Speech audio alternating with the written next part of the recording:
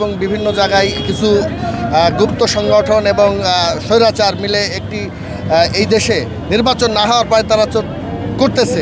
তাহলে আমরা সেখানে শিবিরের সন্ত্রাসীদের সংশ্লিষ্টতা দেখতে পাই। আমরাও দেখেছি গতকালকে চট্টগ্রামে বিএনপি মনোনীত প্রার্থী এরশাদুল্লাহ ভাই, ওনার নির্বাচনী পদযাত্রায় সন্ত্রাসী হামলা হয়েছে, এর মধ্যে একজন নিহত হয়েছেন। এবং যারা হামলা করেছেন বা যারা নিহত হয়েছেন, আমরা গণমাধ্যমের খবরগুলো যদি দেখি তাহলে আমরা সেখানে শিবিরের সন্ত্রাসীদের সংশ্লিষ্টতা দেখতে পাই। আমরা ইন্টারিমের কাছে স্পষ্টভাবে বলতে চাই, আগামী জাতীয় নির্বাচনের আগে, তফসিল ঘোষণার পরে এবং তফসিল ঘোষণার আগে যে সকল প্রার্থী নির্বাচনী প্রচারণা চালাবেন তাদের সর্বোচ্চ নিরাপত্তা নিশ্চিত করতে হবে।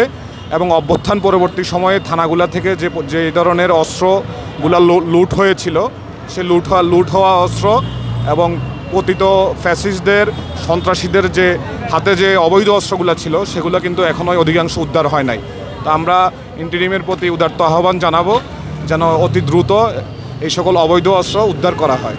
আপনারা জানেন যে আসন্ন ফেব্রুয়ারিতে জাতীয় নির্বাচন, ইনশাল্লাহ আমরা আশাবাদী ফেব্রুয়ারিতেই এই নির্বাচন হবে। ইতিমধ্যে এই নির্বাচনকে কেন্দ্র করে প্রচারণার মাঝে আমরা বিভিন্ন জায়গায় কিছু বিক্ষিপ্তভাবে কিছু সমস্যা টের পেয়েছি এবং বিভিন্ন জায়গায় কিছু গুপ্ত সংগঠন এবং স্বৈরাচার মিলে একটি এই দেশে নির্বাচন না হওয়ার পরে তারা করতেছে। এবং তারই পরিপ্রেক্ষিতে তারা বিভিন্ন জায়গায় আমরা ইতিমধ্যে দেখেছি যে বিশৃঙ্খলা সৃষ্টি করছে এবং করার চেষ্টা করতেছে, বিভিন্ন গুজব রটানোর চেষ্টা করতেছে। তো আমরা আশাবাদী এইসব কোনো গুজব এবং কোনো বিশৃঙ্খলায় আগামী ফেব্রুয়ারিতে যে জাতীয় নির্বাচন হবে এই নির্বাচনকে কোনোভাবে আটকাতে পারবে না। এজন্য সারা বাংলাদেশের জাতীয়তাবাদী ছাত্রদল তরুণ সমাজকে সাথে নিয়েই প্রতিহত করবে ইনশাল্লাহ। জানেন, বাংলাদেশের অধিকাংশ ভোটারদের মধ্যেই কিন্তু তরুণ ভোটারদের বিশাল একটা সংখ্যা রয়েছে যারা বিগত দিনে জাতীয় নির্বাচনে তাদের ভোট দিতে পারে নাই।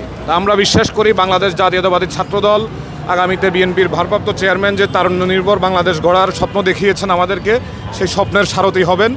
এবং আপনারা দেখেছেন বাংলাদেশ জাতীয়তাবাদী ছাত্রদলের প্রায় শতাধিক নেতাকর্মীর উপরে বিগত জুলাই গণঅভ্যুত্থানে শহীদ হয়েছেন। ছাত্রদল আগামী নির্বাচনে এবং নির্বাচন পরবর্তী বাংলাদেশে একটি আধুনিক সমৃদ্ধশালী বাংলাদেশ গড়তে তাদের সর্বোচ্চ ভূমিকা রাখবে ইনশাল্লাহ। আপনারা জানেন ইতিমধ্যে বাংলাদেশ জাতীয়তাবাদী দল বিএনপি সারা বাংলাদেশে 237টার মতো ধানের শীষের প্রতীকের আপনার নমিনেশন দিয়ে দিয়েছে।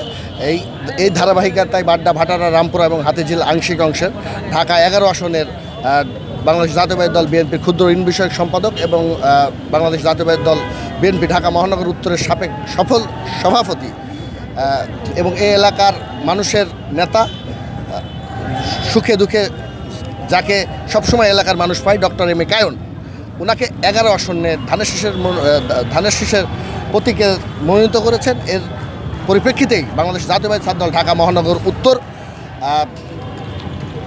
এই এলাকার তরুণদেরকে নিয়ে তাকে সমর্থন জানিয়ে আমরা একটা এবং সাধুবাদ জানাই আমরা একটা মিছিল করব।